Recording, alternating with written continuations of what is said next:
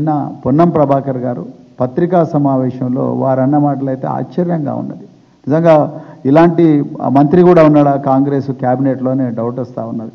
అరేమన్నారు, ఇట్లా డ్రామాలు చేయడం అందరికీ వచ్చు, ఇది సినిమా కాదు, సీరియల్ కాదు, ఈ కన్నీళ్లు పెట్టుకోవడం దానివల్ల సానుభూతి రాదు, సానుభూతి కోసం కన్నీళ్లు పెట్టుకోరు ప్రభాకర్ గారు, మీరు కొంచెం అర్థం చేసుకోవాలి.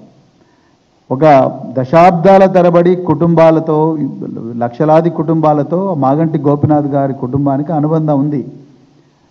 అలాంటప్పుడు ఆ అనుబంధం ఉన్న కార్యకర్తలను మాగంటి గోపీనాథ్ గారిని చూసి వాళ్ళు ఏడుస్తూ ఉంటే వాళ్ళని చూసి మాగంటి గోపీనాథ్ గారి సతీమణి సునీత గారు కన్నీళ్లు పెట్టుకున్నారు. ఇది మానవ సహజం.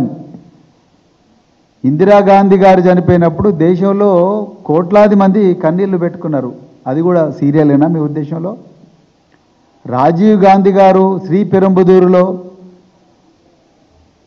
టెర్రరిస్టుల దాడిలో, మానవ బాంబు దాడిలో చనిపోయినప్పుడు దేశమంతా కన్నీళ్లు పెట్టుకున్నది. ఒక ప్రధాన ప్రతిపక్ష నాయకుడు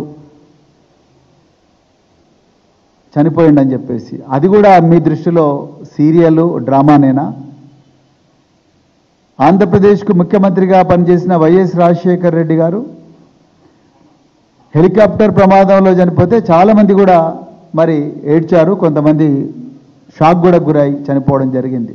మరి అది కూడా సీరియలేనా మీ దృష్టిలో? అది కూడా ఒక డ్రామానేనా? ఏం మాట్లాడుతున్నారు మీరు కానీ మీ మంత్రులు కానీ, తుమ్మల నాగేశ్వరరావు ఏం మాట్లాడుతున్నారు? ఇప్పుడున్న అభ్యర్థి